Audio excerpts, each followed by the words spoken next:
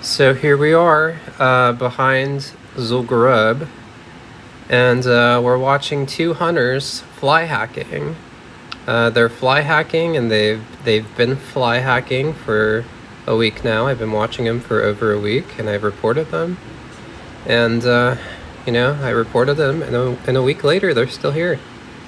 So I've been sitting behind here for the past week, in between my AV queues, and I've been just killing them, waiting to see if Blizzard bans them. And I've been waiting to see for the past week. I've been waiting to see if Blizzard's gonna ban them or not, and they're still here. So, oh, and I saw that blue post that Blizzard came out with a few days ago, and they said that they're working 24/7 to ban these bots and the hackers.